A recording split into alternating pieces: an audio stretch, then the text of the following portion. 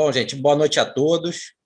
Satisfação imensa estar aqui mais uma vez com vocês, com os alunos do LANUT, né, da Liga Acadêmica de Nutrição Esportiva do FRJ Macaé, junto aqui com as professoras Jussara Moraes e Daniela Bastos. Vai dar prosseguimento, né, aqui ao nosso da Bioquímica Mesa, nessa primeira fase, comentando mais sobre a bioquímica básica, mas sempre tentando aplicar, para logo mais, daqui um pouquinho mais na frente, com certeza, ter módulos mais avançados, já com a base mais sustentada, e a gente conseguir aplicar esse conhecimento na nossa prática clínica. Já diz o nome, né? Da Bioquímica Mesa. Vamos começar com a bioquímica, vamos passar pela avaliação nutricional, avaliação física, e vamos chegar nessa mesa, que é alimentação, gastronomia, para as diversas condições clínicas e com esporte também, treinamento físico, fisiologia do exercício, com os nossos professores, com nossos mentores, porque aqui é multiprofissional, tá? Então, principalmente aqui com foco, né, para os graduandos da área da saúde, vocês estudantes, recém-formados também, e com certeza também aqueles profissionais que já estão aí na área há muito tempo e querem dar aquela reciclada. Então, é super válido. Entre no canal, né, se inscreva, compartilhe, Instagram, YouTube, tem muita informação aqui para a gente poder compartilhar. Fiquem à vontade, essa aula de hoje vai cursar sobre o metabolismo oxidativo do carboidrato, ou seja, nada mais é do que a oxidação completa do carboidrato. Essa já é a nossa aula de número 3 desse módulo, né? E as outras aulas já estão lá disponíveis. Para quem quiser dar uma olhada, como a gente já sabe, já abordamos a questão da bioenergética na aula 1 e a glicólise fermentativa na aula 2. Então, agora, na sequência, vai ser a fosforilação oxidativa a partir exclusivamente do carboidrato. Tá? Então, esse é o objetivo principal da aula. Fique à vontade para perguntar durante a aula, sem problema algum. No final, temos algumas perguntas também. E durante a aula também preparei algumas perguntas para a gente poder interagir aqui. O principal objetivo da aula, é apresentar para vocês e discutir como se dá a síntese de energia na forma de ATP através da oxidação completa da glicose. Então, na realidade, o que a gente vai discutir aqui, o que a gente chama na bioquímica de respiração celular, que é dividida em 3 etapas sequenciais. A primeira etapa é a geração de acetilcoenzima A. A segunda etapa é o próprio ciclo de Krebs, o famoso ciclo de Krebs, ou ciclo do ácido tricarboxílico, né? Onde ocorrerá a oxidação dessa molécula de acetilcoenzima A. Na sequência, a cadeia que transporta elétrons, fosforilação oxidativa. Está fosforilando o ADP, mas de forma oxidativa, precisando do oxigênio para funcionar. Então, essa é a via aeróbia, a gente já conhece, onde a potência de síntese de ATP, a potência, né, geração de energia por segundo, pelo tempo, é menor do que as vias metabólicas anteriores que a gente já viu. No caso, a creatina fosfato e a glicólise fermentativa. Agora, assim, mais do que ficar explicando o detalhe do detalhe da enzima, do nome, esse não é meu foco. O nome da enzima, o nome de cada substrato, ficar decorando, isso é o menos importante. Isso qualquer livro tem. Pegar o livro para ler, vai estar lá. O que a gente tem que discutir aqui é tentar aplicar. Mas para tentar aplicar, a gente também tem que saber um pouquinho do básico. Então, eu vou tentar, a todo momento, né, nessa gangorra, pesando esses dois lados, tá? A bioquímica básica, mas tentando trazer e mostrando para você no dia a dia como que isso seria aplicado, poderia ser aplicado. Por vezes, na graduação, é vista como bicho de 7 cabeças. É logo no início, primeiro período, segundo período, terceiro período, está logo ali no início, e quando você vai para aquela disciplina, os alunos que já passaram por ela vão te falar o seguinte: olha, é terrível, caramba, para passar é muito difícil, tem que estudar muito, é complicado, não vejo aplicabilidade. Às vezes acontece. Depende muito do aluno e do professor também, como que ele passou a matéria. Digo para vocês que bioquímica não é nada disso, tá? Bioquímica, quando você começa a entender, em vez de decorar, ela é fácil, ela tem lógica, porque faz parte de todas as células. Então, quem fez ela, fez bonitinho. Ela tem toda uma sequência lógica. Então, não adianta decorar, né? E por isso que eu vou tentar trazer aqui, a todo momento, já com a minha experiência, né, essa aplicabilidade.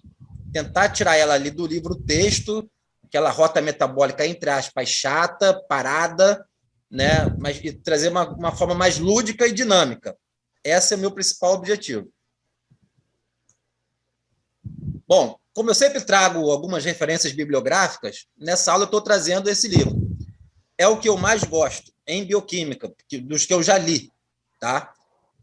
Para mim, assim, foi até um divisor de águas. Eu adorei a leitura dele uns bons anos atrás. Manual de Bioquímica com Correlação Clínica. Então, já faz jus ao nome. Correlação clínica. O Leninger também faz isso. Mas, assim, o modo de apresentar os capítulos, principalmente capítulo de metabolismo, ele tem vários capítulos específicos para abordar diversos mapas metabólicos, sabe? Então, assim, um livro diferenciado. Tá? Então, já citei outros livros nas aulas passadas. Para quem está começando, Bioquímica Ilustrada é ótimo, é excelente. Mas para quando você quer aprofundar, realmente, você tem o Leninger, você tem o Strayer, e agora estou trazendo o Devlin, né? Porque talvez não seja tão conhecido para a maioria dos alunos. Tá? Então, já está traduzido. Quem tiver acesso, é uma ótima literatura. Tá? Então, Manual de Bioquímica com Correlação Clínica do Devlin. Faço convite novamente para quem está nos assistindo, dá um pulo lá no nosso canal e assiste novamente as aulas 1, bioenergética, e 2, creatina e glicose fermentativa, porque essa é a continuação. Né? Então, na aula 2, a gente parou a glicose virando lactato. Agora, essa glicose não vai virar lactato. Vai pegar outras rotas metabólicas. E a gente vai tentar entender. É um pouco mais complexo, né? Tem mais enzimas envolvidas no processo. Mas vamos desmistificar, né? Essa bioquímica ela não pode ser complicada e não será. Então, o que a gente está vendo aqui? Vai ser um slide padrão, onde eu vou explicar a respiração celular. Celular é a célula que está respirando. E para a célula respirar, ela precisa de ter aquela organela que vocês já conhecem, mitocôndria. Mas, Thiago, eu não respiro a todo momento, não estou respirando agora, ó, pela ventilação. Isso é ventilação. Quando você inspira e expira, isso é ventilação. A respiração mesmo é na célula. O oxigênio, vocês vão ver para onde que vai esse oxigênio que você está captando aqui pelo sistema respiratório contido aqui no ar. Né? Então, o ar tem oxigênio, tem um sistema respiratório que capta ele, traqueia, brônquios, bronquíolos. Tem alguns bronquíolos que já são respiratórios, capazes de trocar esse oxigênio com as suas hemácias, mas os alvéolos são os responsáveis pela principal troca. O alvéolo troca esse oxigênio com a hemácia. Hemácia é aquela célula, né? O eritrócito, a célula vermelha, que contém uma substância muito importante dentro dela, que por vezes perfaz 90% do conteúdo intracelular dessa célula, que é o eritrócito, que chama hemoglobina. Então, são coisas diferentes. Hemoglobina é uma coisa, hemácia é outra, que às vezes confunde o nome. Hemácia é a célula que transporta oxigênio. Hemoglobina é a estrutura dentro da hemácia capaz de captar esse oxigênio. E tem essa captação. A hemoglobina fica saturada de oxigênio lá no alvéolo. E depois, obviamente, vai para o sistema circulatório, onde o coração vai conseguir bombear, através do débito cardíaco, vai conseguir bombear o fluxo sanguíneo para o seu organismo inteiro, levando, através da corrente sanguínea, o eritrócito, que vai chegar naqueles capilarizinhos pequenos e vai trocar esse oxigênio que está lá contido com ela com as células. Então, as células conseguem pegar o oxigênio dos eritrócitos que estão chegando nos capilares. Esse oxigênio, vamos falar do músculo esquelético, né? Nutrição esportiva fala muito de músculo esquelético, mas todo o corpo está envolvido, obviamente. O músculo esquelético consegue captar esse oxigênio, parte dele, não vou nem dizer que é estoque, pode ficar na mioglobina, aquela estrutura avermelhada, que dá até a cor vermelha, né, daquelas células que contêm muita mioglobina, como as fibras musculares do tipo 1, que são as mais, vamos dizer assim, que é a fibra do maratonista, né, cheio de mitocôndria, cheio de hemoglobina, uma célula mais vermelha.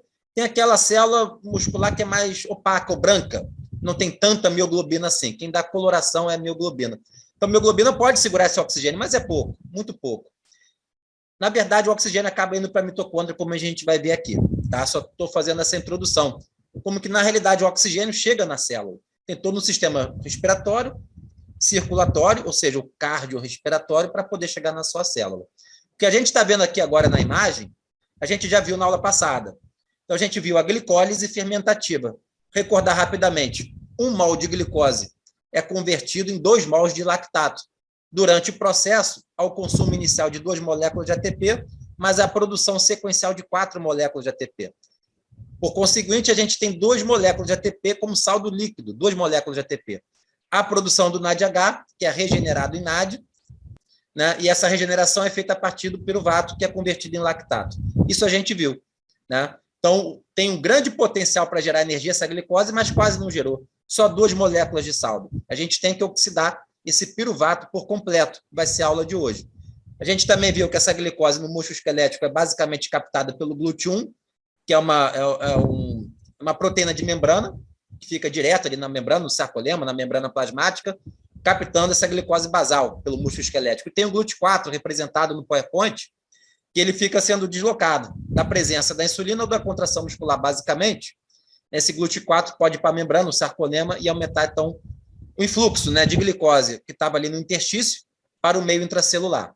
Então, isso tudo está na aula 2. Com certeza, também foi explorada a questão do glicogênio muscular, que está ali representado, que através da glicogenólise, também pela contração muscular, o cálcio, o próprio estímulo beta-adrenérgico, a adrenalina, estimulando bastante essa degradação. O que a gente tem que ver agora, gente, é os outros processos. Então, o que eu estou mostrando aqui inicialmente? Vamos lá. Agora eu tenho que falar da mitocôndria. É aquela organela intracelular que o músculo esquelético tem, que vai degradar por completo essa molécula de piruvato, não de glicose. A glicose não entra na mitocôndria, é o piruvato. Então, o que vocês estão vendo ali? Olha ali na sua esquerda, tem alguns nomes, né? Lá em cima primeiro. Na sua esquerda, lá em cima. Membrana plasmática. Perfeito, é o músculo esquelético. Membrana plasmática do músculo esquelético. Embaixo eu escrevi citosol, porque a glicólise é toda citosólica, 10 reações sequenciais, todas no citosol. Aí eu escrevi a glicólise embaixo, beleza, o fluxo glicolítico acontecendo. Embaixo da glicólise em amarelo está escrito o seguinte: membrana mitocondrial externa. Membrana mitocondrial externa, da sequência tem um espaço entre as membranas, embaixo tem a membrana mitocondrial interna e na sequência a matriz mitocondrial. Então, a mitocôndria, gente, ela tem essa particularidade, ela tem 2 membranas, 2. O que a gente chama de membrana mitocondrial externa e a interna. Entre elas tem um espaço intermembranoso, que vai ser fundamental para a síntese de energia. Sem esse espaço intermembranoso, não há possibilidade de formar ATP pela fosforilação oxidativa. Essa membrana mitocondrial externa, ela permite a passagem de várias moléculas. Ela não é muito seletiva, tá? Então, ela permite entrar, se a gente fosse brincar aqui, é uma festa, imagina que a mitocôndria é uma festa, todo mundo pode entrar, todo mundo foi convidado, é quase isso. Ela não é muito seletiva. Então, várias moléculas passam por ela, por vezes sem precisar de muito transportador, por difusão mesmo. Já a membrana mitocondrial interna, essa não. Essa é muito seletiva. Nem todo mundo que quer entrar na matriz mitocondrial vai ter acesso. Nem todo mundo que quer sair da matriz mitocondrial para chegar no citosol vai ter acesso também. Tem que ter a chave certa. Ou seja, tem que ter um transportador. A membrana mitocondrial interna, ela tem mais proteína do que lipídio. Em geral, as membranas têm mais lipídio, né? Bicamada lipídica, ó. Olha o nome, bicamada lipídica. Membrana mitocondrial interna, não. Ela tem mais proteína, cheio de transportador para tudo que é lado, muito seletiva, para preservar a matriz mitocondrial. Tá? Então, a matriz mitocondrial ela tem um conteúdo X de algumas moléculas, concentração de algumas moléculas que não tende a variar muito. Pode até variar, mas dentro dessa seletividade imposta pela membrana mitocondrial interna. Então, isso é só um primeiro cenário para vocês entenderem a estrutura da organela mitocôndria. Tá? São 2 membranas ali. E aí você observa que o piruvato produzido na glicólise no citosol, fermentativa, vamos colocar assim, ele consegue passar. Então, ele tem 2 possibilidades até o momento. Ele tem outras, tá? Mas aqui nessa aula ele tem 2. Ou vira lactato, no caso é reduzido a lactato no citosol, ou ele pode pegar o caminho de ser transportado pelas membranas da mitocôndria e chegar na matriz mitocondrial. Matriz mitocondrial. Aí tem um transportador que eu coloquei ali, ó, MCT. MCT é o transportador de monocarboxilato. Monocarboxilato. É o mesmo transportador de lactato. Vai lembrar da aula passada, o lactato pode sair do citosol e sair do músculo esquelético, inclusive, né, ganhar o meio extracelular, por um transportador também, que era o próprio MCT. Então, o MCT é um transportador de monocarboxilato, transporta lactato, transporta piruvato também, por exemplo. Para a matriz mitocondrial, né, o piruvato vai ter acesso. Alguns trabalhos mais recentes também mostram que o lactato pode ter acesso à matriz mitocondrial. Mas vamos sair dessa particularidade. Vamos para o livro-texto, que está mais consolidado. Piruvato tem acesso à matriz mitocondrial. E aí, esse piruvato chegando, metabolismo do carboidrato, uma vez na matriz mitocondrial, qual é a possibilidade metabólica para ele? Se ele for totalmente degradado em CO2 e água para gerar energia. Vai ser o próximo slide. Então, o que a gente vai observar aqui?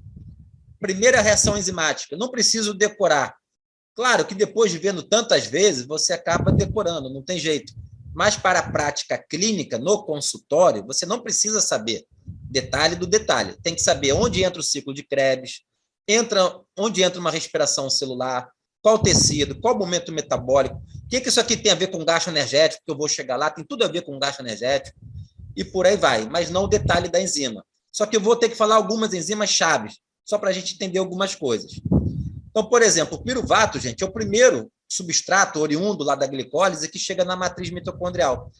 E uma vez na matriz mitocondrial, tem uma enzima lá, vocês conseguem ler. Está escrito em roxo, né, dentro desse retângulo em roxo, piruvato desidrogenase. É uma enzima muito importante. Daqui a pouco eu vou falar um pouquinho mais dela na prática clínica. Piruvato desidrogenase. Piruvato desidrogenase. O que essa enzima faz? Na verdade, é um multicomplexo enzimático, são várias enzimas juntas que tem esse nome, piruvato desidrogenase. Primeira coisa que vai acontecer ali, vai liberar um CO2, carbono, CO2, que você expira, você elimina, né? Sai na sua ventilação, você está eliminando. CO2. Outra coisa, tem uma produção de NADH. Olha o NAD mais ali sendo convertido em NADH. E isso também é muito importante, porque o NAD, para quem não sabe, ele é uma coenzima. Coenzima, esse é o nome que se dá, coenzima.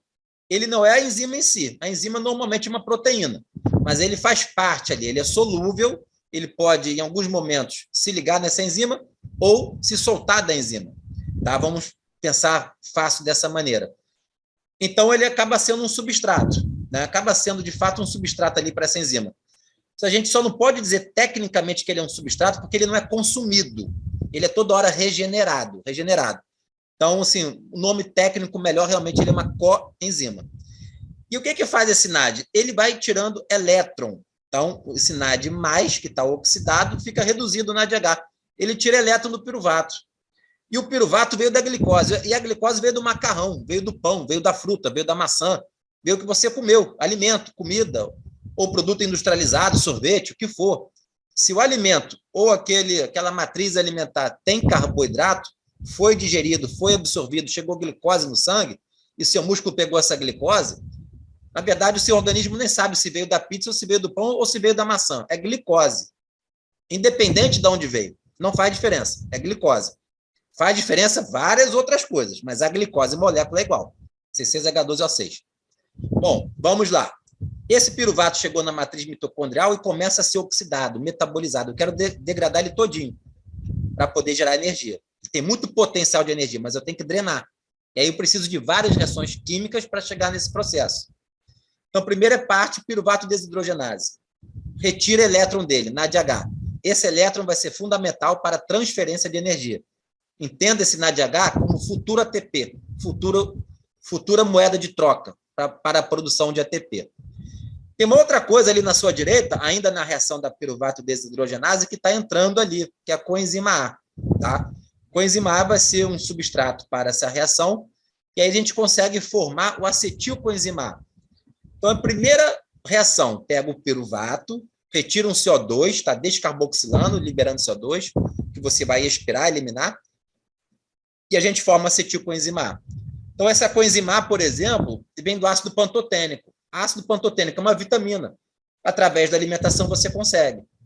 O próprio NAD é vitamina B3. Vem da niacina. Você precisa da niacina para metabolizar substrato energético para gerar ATP.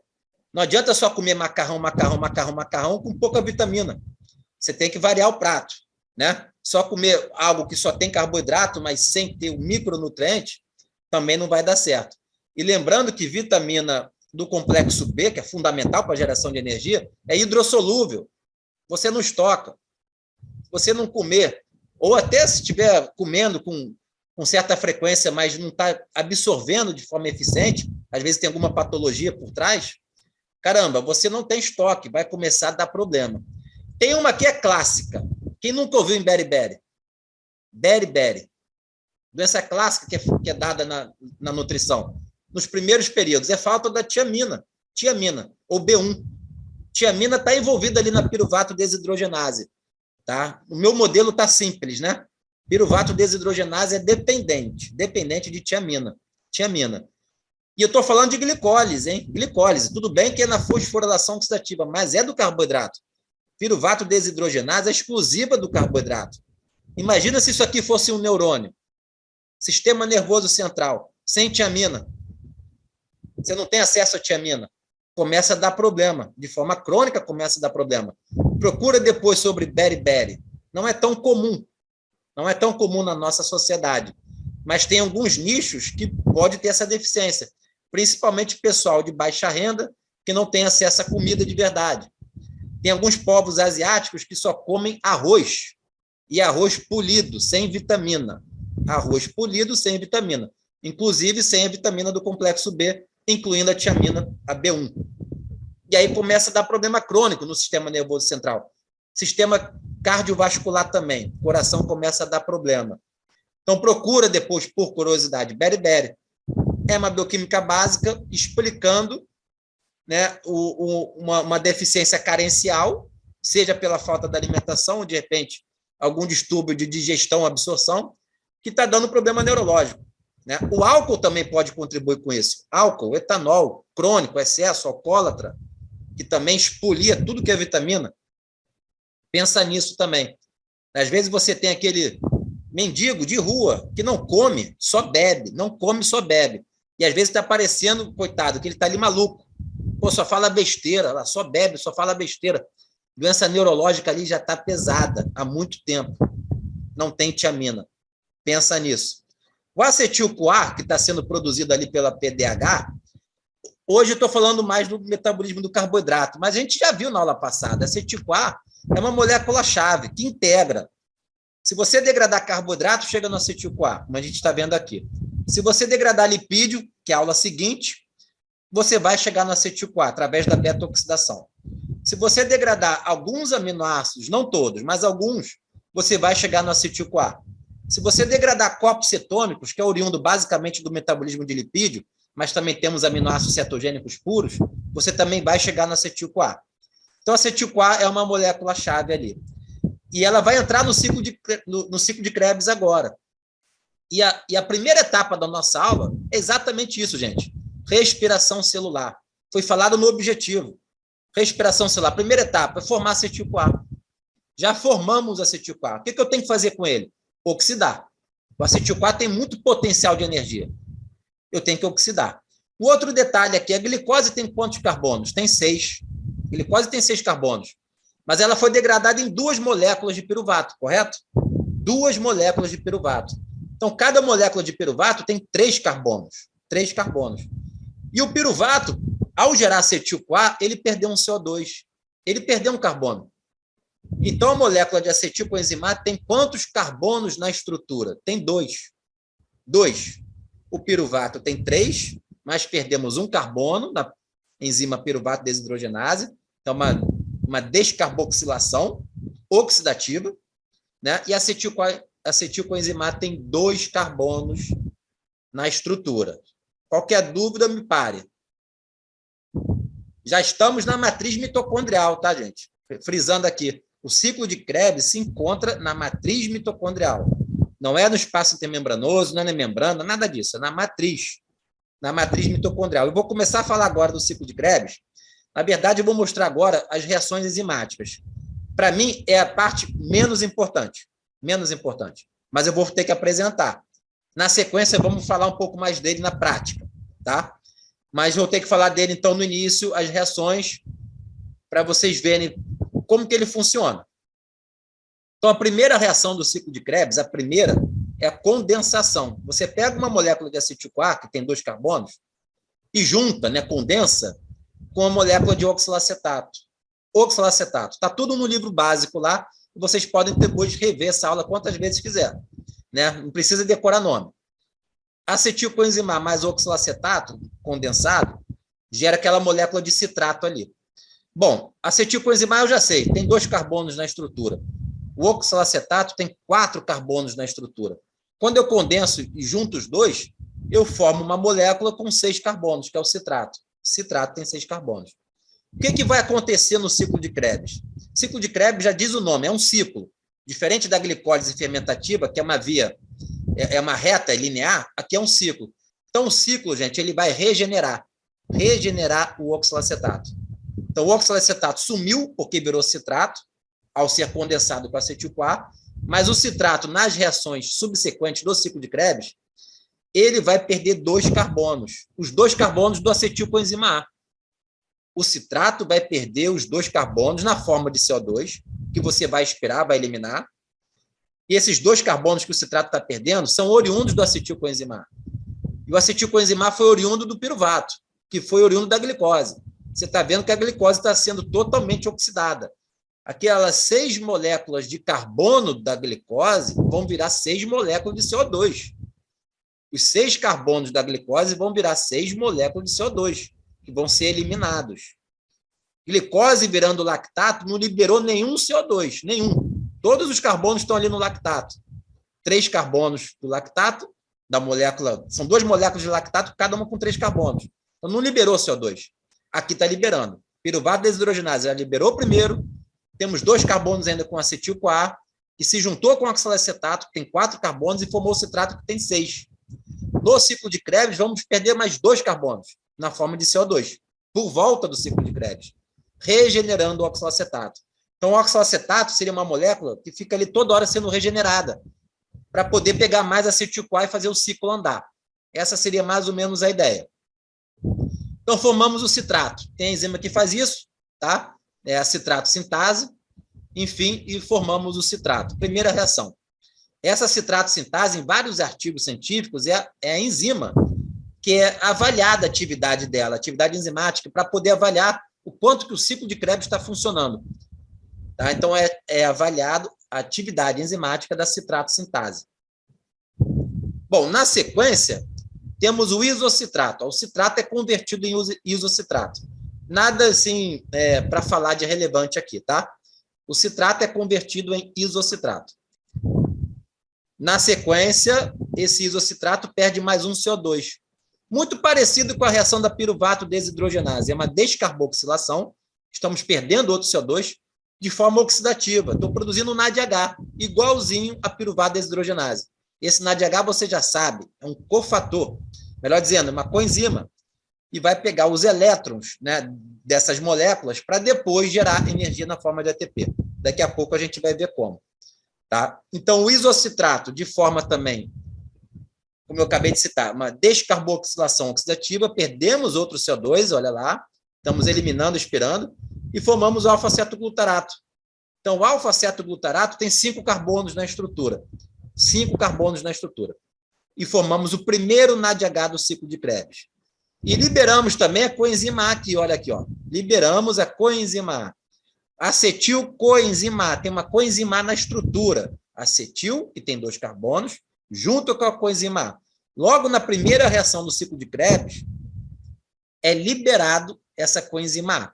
Na primeira reação do ciclo de Krebs, onde eu tenho acetil-CoA sendo condensado com oxalacetato, perde-se a coenzima A, que fica livre novamente. Você não vê a coenzima A na estrutura do citrato. O citrato não tem coenzima A. Então, na primeira reação, que eu esqueci de falar, logo na primeira reação, você regenera a coenzima A que foi consumida na piruvato desidrogenase. Olha lá, piruvato desidrogenase consumiu coenzima A. E para ela funcionar, ela precisa de coenzima A livre. Então, quem retira a coenzima A do acetil-CoA para ela ficar livre de novo para piruvato desidrogenase poder funcionar novamente? Logo na sequência, citrato sintase. Então, citrato sintase regenera a coenzima A livre para piruvato desidrogenase funcionar. Então, está aqui no modelo, ó. consome e regenera, consome e regenera, consome e regenera. E assim vai funcionando. Tá? Então, como eu disse, o isocitrato perde mais um CO2, forma o alfa-cetoglutarato, com 5 carbonos. E a primeira produção de NADH importante para a geração de ATP foi produzida. Na sequência, no ciclo de Krebs, a gente vai formar o succinilcoenzima A. Succinilcoenzima A, mais um nome estranho que a gente não precisa saber, tá? Succinilcoenzima A. Opa, então na estrutura tem outra coenzima A, então ela tem que aparecer novamente. Está aqui, coenzima A livre. Temos coenzima A livre na matriz mitocondrial, que vai ser consumido nessa reação, e é uma produção de outro NADH. Já botei 2 aqui agora. Já é o segundo NADH sendo produzido. Ciclo de Krebs são 3 NADHs por volta. 3 NADHs, 2 já apareceram. E a liberação de outro CO2, ó, CO2. Então, já foi embora o segundo CO2 do acetilcoenzima A, e já foi totalmente oxidado. O acetilcoenzima A já perdeu os 2 carbonos que ele tinha na estrutura, já foi embora. O succinil-4 tem 4 carbonos na estrutura. O isocitrato tem 6, o alfa-cetoglutarato tem 5, succinil-4 tem 4. Daqui a pouco ele vai virar oxalacetato, a gente vai fechar esse ciclo aí. Tudo bem? Vamos fechar o ciclo. Succinil-4 vai ser convertido em succinato, succinilcoenzima A é convertido em succinato. Então, há a liberação da coenzima A, succinato não tem coenzima A na estrutura, então há a liberação da coenzima A, regenerando, né, para ser consumido novamente na reação de baixo. E aqui é para a produção de energia, gente. Primeiro ATP produzido. Primeiro e único ATP produzido no ciclo de Krebs. Primeiro e único ATP produzido no ciclo de Krebs. Então, já deixo a dica para vocês, para quem não sabia, a função do ciclo de Krebs não é produzir ATP. Não é produzir ATP. Não é produzir energia. A principal função do ciclo de Krebs é oxidar o acetil-CoA, formando NADH e FADH2. Formando NADH e FADH2. Esses sim têm um potencial imenso, né, na transferência dos elétrons para a produção de energia daqui a pouco. Mas a produção de ATP mesmo no ciclo de Krebs, esse é o único. Então, é quase nada. Então, essa não é a função do ciclo de Krebs. Continuando o ciclo de Krebs, olha lá, o famoso ciclo de Krebs, descrito lá na década de 50, né, pelo Hans Krebs, que também descreveu o ciclo da ureia, que ganhou o prêmio Nobel. Na verdade, gente, todas essas aulas de bioenergética, pelas minhas contas que eu já fiz, foram no baixo, 5 ou 6 prêmios Nobel. 5 ou 6 no baixo. Você vê a importância da época, né? Você entender a célula. Tinha que ter até mais do que 6. Você entender como se dá síntese de energia. Às vezes se pergunta, pô, mas Thiago, a glicose, a principal função é gerar energia? Pô, tá ruim? Tá pouco para você? Só gerar energia? Tá pouco? Sem energia você não vive, só isso. Seja da glicose, da gordura, enfim. Mas converter o potencial, né, químico que o macarrão tem em ATP para você, tá ótimo. Então, a célula tem que fazer isso muito bem. Tá? Então, vamos lá, na sequência do ciclo de Krebs. O succinato forma fumarato. Succinato forma fumarato. E a gente produz o FADH2. FADH2. Vamos deixar ele quietinho, depois a gente fala dele. E agora sim, fechando o ciclo de Krebs, ó, o fumarato, gente, vai virar malato. Fumarato vira malato. E o malato depois vira oxalacetato de novo. Botei o oxalacetato agora em amarelo, porque eu já falei para vocês, ele é o cara que é regenerado, a molécula que é regenerada durante o ciclo. Tá? Então, o malato, através da enzima malato desidrogenase, a gente produz mais um NADH. Mais um NADH, é o terceiro. Então, existem 3 enzimas que produzem NADH para a gente, no ciclo de Krebs.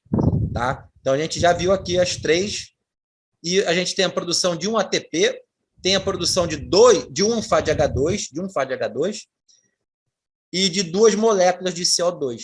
Tá? Então, o ciclo de Krebs, por volta, dá isso para a gente. 2 moléculas de CO2, oriundas do acetil-CoA, totalmente metabolizado, 3 moléculas de NADH, 1 molécula de ATP e 1 molécula de FADH2, por volta. Só que, por volta, a gente só precisa de um piruvato. Um piruvato faz isso. Só que, para cada glicose, são 2 piruvatos. Então, para cada glicose, quando a gente for fazer uma conta aqui, quantos ATPs totais a glicose faz para a gente, por exemplo, essa conta do ciclo de Krebs você tem que contar 2 vezes, que são 2 piruvatos chegando por glicose. Você tem que dobrar a conta. Serão, então, em vez de 3 NADH, são 6 NADH. Em vez de 1 ATP, são 2 ATPs.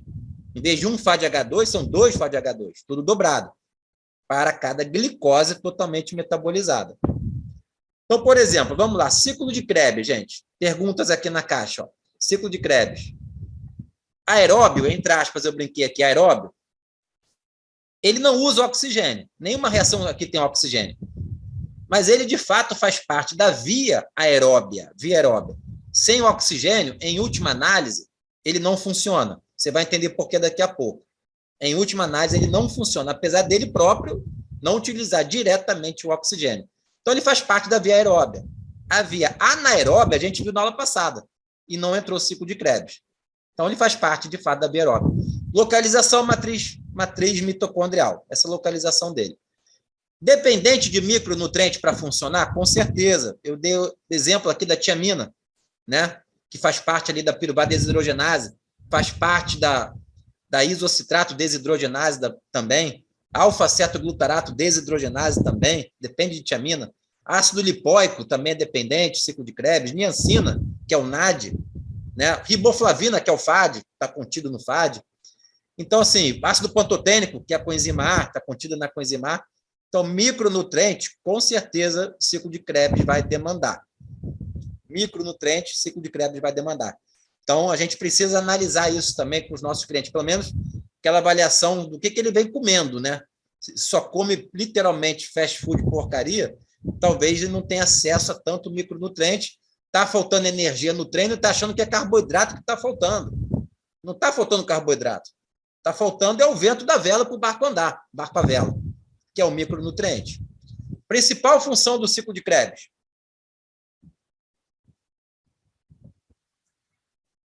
Principal função do ciclo de Krebs, a gente já viu, não é gerar energia, não é gerar ATP, mas é a produção do NADH e o FADH2, tá? Produção do NADH e o FADH2, que são transportadores de elétrons, que na cadeia de transporte de elétrons vai gerar toda a ATP via aeróbia que a gente precisa. Tá? Essa é a principal função. Tá? Então, NADH e FADH2, eu botei ele como ponto de interrogação, mas é isso, são os transportadores de elétrons, correto? Uma pergunta para vocês, quando que a minha célula está utilizando o ciclo de Krebs? Quando que minha célula está rodando esse ciclo de Krebs para a produção de energia? Será que em algum momento para, no exercício mais intenso, que está ali a via anaeróbia pegando, estou dando um sprint na esteira, glicólise fermentativa, glicogênio para caramba, creatina que seja. Será que o ciclo de Krebs parou ali naquele momento? Porque eu tenho que produzir muito ATP pela via anaeróbia, o ciclo de Krebs para, o exercício é anaeróbio. Nada disso, gente. O ciclo de Krebs não vai parar nunca. Desde que você nasceu, ele está lá. Ele não para. O que pode acontecer, ele está uma rotação maior ou menor, mas ele não para. E no exercício muito intenso, com certeza, ele está rodando muito mais rápido para a produção de energia. Mesmo no dito exercício anaeróbio. Não existe exercício anaeróbio puro. Isso não existe. Você é um ser aeróbio. Que pode acontecer uma via. A via metabólica, a via anaeróbia, está sendo preponderante naquele momento para a produção total de energia. Isso acontece. Tá? Então, você dá um sprint, né? Você dá o que a gente chama de tiro, né? Por exemplo. Caramba, ali, de forma principal, né? Utilizamos a glicogenólise, ou a glicólise fermentativa, com produção de lactato. Lactato esse que você consegue mensurar no fluxo sanguíneo. Pô, Thiago, estou treinando pesado pra caramba. Pô, vou lá ver o seu treino. Vou lá no campo. Nutricionista esportivo que trabalha com atleta, nutricionista esportivo raiz que trabalha com atleta, de fato, ele tem que ir no campo. Ou tentar ir no campo. O campo que eu falo é no local do treino dele, tá? Para poder ver o treino, sentir, cheirar o box, entendeu? Perceber o quão o cidadão está suando ali no futebol, no vôlei, no basquete. Às vezes é até um esporte que você não tem familiaridade, nunca participou, um handball, sei lá. A gente não tem que ter todo o conhecimento de todos os esportes. Quanto mais, melhor, com certeza. Mas você tem o conhecimento da fisiologia, da bioquímica, se puder ir no campo, É um atrativo muito bom. Por vezes, você pode até, entre aspas, tá, gente? Até de graça. Eu vou lá de graça, só para pegar conhecimento daquele atleta. Que ele vai me dar o feedback. Ele está me pagando com o conhecimento dele. Né? Pô, sou Thiago, meu nome é Thiago, sou nutricionista, não entendo nada de handball, vou lá na federação de handball, eu quero prestar serviço aqui, vocês gostariam? Pô, quanto que custa? Não, é de graça. Eu quero só prestar o serviço. Topa? Topa. Beleza, eu já estou ganhando. Então, pensa nisso, vocês também que estão iniciando. Vai na academia, vai no boxe de crossfit, tem um monte do lado de vocês. Vai conhecer de graça, mas não é de graça. Não é grana, não é dinheiro, mas vai te retornar como conhecimento. Talvez como estagiário, né? Não está formado ainda, mas você começar ali a perceber o quanto é intenso aquele treino. E uma das formas de perceber é a percepção de esforço, enfim, que seria uma outra aula, mas com lactato também dá para ter uma ideia da intensidade, lactato. No exercício intenso, o lactato sobe no sangue. Tem outras formas, creatina quinase, mioglobina, outros marcadores, né? Enfim, só dando essa dica, se é a dica, tá? Nutricionista que trabalha com atleta de alto nível, o ideal é que ele vá no boxe, que ele vá no campo, que ele vá no ginásio. Nutricionista de consultório, em geral, não pega esse atleta de alto nível. Pega o desportista. Mas esse aí não é de alto nível. Em geral, não é. Pode até ser, mas em geral não é. Aí é mais tranquilo. Então, quando a minha célula utiliza esse ciclo de Krebs, sempre, está utilizando sempre, não para, realmente não para. Somos seres aeróbios. Por quanto tempo você consegue ficar sem oxigênio? Sem morrer. Sem morrer. Quantos minutos? 2, 3, 4, 5, 10? Sem morrer. Você é um ser aeróbio. Dentro da evolução das espécies, o que surgiu primeiro foi o ser anaeróbio. Anaeróbio. E a hipótese, né, que mais se destaca é que, ao longo da evolução do planeta Terra, a atmosfera foi cada vez mais, assim, em algum momento, né, a pressão parcial de oxigênio na atmosfera começou a aumentar. A pressão parcial de oxigênio na atmosfera da Terra, em algum momento, começou a aumentar muito. E aí os seres anaeróbios, em geral unicelulares, tinham algumas opções ali nesse momento da evolução. Ou morriam, porque para um ser anaeróbio, oxigênio é letal, mata. Não à toa, quando você está com algum machucado, você pode passar água oxigenada, ele está cheio de bactéria anaeróbia. Você botar água oxigenada, mata. O oxigênio mata quem é um ser anaeróbio, não se dá bem com oxigênio. Então, dentro da evolução, a perspectiva foi essa. O ser anaeróbio, quando começa a ter uma pressão parcial de oxigênio na atmosfera aumentando, ou ele morre, ou ele se adapta. E como que se adapta? Com mitocôndria, produzindo mitocôndria. Então, a teoria que teve uma fusão aí, começou a se ter mitocôndria para poder lidar com esse oxigênio. Ou, apesar da atmosfera estar cheia de oxigênio, ele vai para algum local no planeta Terra, que ali naquele local a pressão parcial de oxigênio seja baixa, para ele poder se manter viável. E nós nos adaptamos, né? Com certeza, estamos aqui e a gente consegue, então, lidar bem com o oxigênio. Porque o oxigênio, por ser anaeróbio, de novo, é letal. E como que a gente conseguiu lidar com o oxigênio? Fazendo fosforilação oxidativa, que é a aula de hoje. A gente conseguiu lidar com o oxigênio através da mitocôndria, que é a aula de hoje. Então, isso não precisa ser decorado, entendido. Vamos prosseguir. Então, essas são as 3 etapas da respiração celular. Etapa número 1, formação de acetilcoenzima A. Etapa número 2, oxidação da acetil-CoA, no ciclo de Krebs que eu acabei de apresentar. Etapa 3, cadeia de transporte de elétron. Cadeia de transporte de elétron, que está representado ali. Onde fica localizado, Tiago? Localizado a cadeia que transporta elétron. Na membrana mitocondrial interna. Está ali, está no modelo. Então, são citocromos, né? Que estão localizados na membrana. Então, a gente tem o que a gente chama de complexos, né? São complexos. 1, 2, 3, 4 e 5. O complexo 5 é ATP sintase. ATP sintase, que sintetiza ATP. Alguns autores não consideram o complexo 5 fazendo parte da cadeia que transporte elétron, de transporte de elétron. Porque, realmente, quem transporta elétron são os complexos 1, 2, 3 e 4. O complexo 5 não transporta. Mas ele é fundamental para fechar o raciocínio e a gente conseguir formar esse ATP na via aeróbia. Vamos entender, então, como que isso funciona. Então, imagina que você tinha agora o NADH e o FADH2 com elétrons, que eles tiraram em última análise, do macarrão, da banana, da batata. Então, esses elétrons, gente, foram tirados do alimento. O alimento que você comeu, que virou glicose, que foi captado, que virou piruvato, que virou acetil-CoA, que entrou no ciclo de Krebs, e a principal função do ciclo de Krebs é retirar esses elétrons. É batata quente. Elétron. Ninguém quer ficar com elétron. É uma batata quente. E sabe quem vai aceitar o elétron? Quem é o grande aceptor final? Ó, deixa essa batata quente comigo. Eu vou matar no peito e esses elétrons vão ficar comigo. É o oxigênio. O oxigênio vai matar no peito e vai ficar com o elétron. Elétron mais próton que ele vai pegar, o oxigênio vai virar água. Você já vai ver. Então, esse oxigênio que você está respirando agora, no seu corpo, no seu organismo, na sua célula, 95% dele vira água. 95% vira água. Os outros 5%, 2%, 3% vira radical livre. Radical livre. Então, você é um ser aeróbio que produz radical livre. Quando? Sempre. Não adianta de se entupir de suplemento antioxidante. Besteira. Quero erradicar meus radicais livres. Besteira. Você é um ser aeróbio. Vai produzir. É normal, é natural. Você não pode ter um estresse oxidativo grande, crônico. Aí está associado à patologia.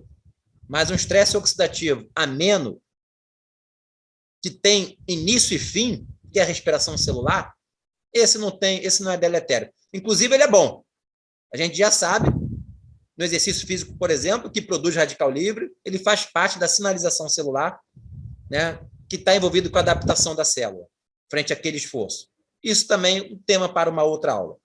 Mas só para salientar, oxigênio, 95% é convertido em água na cadeia de transporte de elétron, já vamos ver. Parte dele também pode ser, então, derivado e virar um radical livre. E aí você tem todo o sistema enzimático e não enzimático, né, melhor dizendo, antioxidante, para poder segurar aquilo ali. Tudo bem? Então, essas são as 3 etapas. Olha aqui agora o detalhezinho aqui no complexo 4 do modelo, tá? Complexo 4, olha o detalhezinho ali. Olha o oxigênio virando água. Olha o oxigênio virando água. Então, gente, os elétrons, o ciclo de Krebs produziu a batata quente. A batata quente é o elétron. E o NAD é o principal. O NAD está lá. Tem 3 NADHs ali. O NADH, ele tem que doar esse elétron. Ele doa para quem? É aleatório? Ele chega ali na cadeia de transporte de elétron e passa para qualquer um? Olha, pega aqui meu elétron. Não, não é assim. O NADH, como você pode ver no modelo, ele passa o elétron dele para o complexo 1. Só para o complexo 1, Thiago? Só para o complexo 1. Tá? Então, o NADH passa os seus elétrons para o complexo 1. Então, está aqui, complexo 1. O complexo 1 vai passar esses elétrons para quem? Para o complexo 2? Parece lógico, é sequencial. Não. O complexo 1 vai passar os seus elétrons para o complexo 3. É um detalhe, mas é assim que funciona. Existe um intermediário aí que não vai vir ao caso, tá? Tem um intermediário, mas ele vai passar para o complexo 3. O complexo 2, ele não aceita NADH. O complexo 2, ele aceita quem? O FAD, que foi produzido também. Então, o FADH2 que foi produzido, ele vai passar os elétrons dele para o complexo 2. E o complexo 2 vai passar os elétrons para quem? Para o complexo 3. De forma direta também, Thiago? Não, também não é de forma direta. Existe o intermediário. Só para vocês não ficarem curiosos, eu vou falar qual é o intermediário. É a coenzima Q. Famosa coenzima Q, inclusive para a suplementação. Famosa coenzima Q, inclusive para a suplementação. Outra aula. Mas a coenzima Q está ali. Tá? Lipofílica, está ali na membrana da bicamada lipídica, ali da membrana mitocondrial interna, faz parte ali da cadeia de transporte de elétron, fundamental para ela, transportando elétron do complexo 1 e do complexo 2 para o complexo 3, coenzima Q. Tudo bem? E o complexo 3, então, com essa batata quente, que é o elétron, passa para o complexo 4. Passa para o complexo 4. E aí vai ter um outro intermediário, que é o citocromo C. Detalhe também, mas é o que está lá. Citocromo C faz esse intermédio. E o complexo 4, com esse elétron, né, como você pode ver ali, vai formar água. O oxigênio que você respirou, que chegou pela circulação, enfim, fica ali no complexo 4. Quando ele recebe esses elétrons, mais o hidrogênio que está aqui em cima, vocês podem ver o hidrogênio aqui em cima, no espaço intermembranoso, hidrogênio mais elétron, Hidrogênio não, desculpa, próton, tá? Isso aqui é um próton. Um próton mais elétron dá um hidrogênio. É o átomo de hidrogênio. Um próton mais elétron é o átomo de hidrogênio. Então, o que vai acontecer com esse oxigênio? Vai receber átomo de hidrogênio. Em última análise, é isso. E a gente vai formar água. Então, o oxigênio vai receber 2 átomos de hidrogênio. E de onde que vem o átomo de hidrogênio, Tiago? Novamente, o elétron vem da cadeia de transporte de elétron e o próton vem do espaço intermembranoso. E o próton vem do espaço intermembranoso. Então, tudo está ali no complexo 4, formando, então, água. Bom, agora olha o detalhe aqui. Mais um detalhe, né? A cadeia de transporte de elétron, o que ela faz da vida? Cadeia que transporta elétron. O que ela faz da vida? Transporta elétron. Só, basicamente. Então, de novo, o elétron que veio do NADH vai no complexo 1, o elétron que veio do FADH2 vai para o complexo 2, o do complexo 1 do complexo 2 vai para a coenzima Q, da coenzima Q passa para o complexo 3, do 3 vai para o citocromo C, que passa para o complexo 4, a gente faz água. Durante o processo do transporte dos elétrons, olha que interessante, fundamental para a síntese do ATP, interessante. Vai sendo bombeado próton, da matriz mitocondrial que tem lá, que está cheio, da matriz mitocondrial, prótons são bombeados pelo complexo 1, pelo complexo 2, pelo complexo 3, pelo complexo 4. Prótons são bombeados e ficam no espaço intermembranoso, acumulando. Lembra que eu falei que o espaço intermembranoso é fundamental para a síntese de ATP aeróbia? Fundamental. Se não tivesse o espaço intermembranoso, ou seja, se não tivesse uma membrana mitocondrial externa para poder garantir que o próton fique ali, todo esse próton ia chegar no citosol.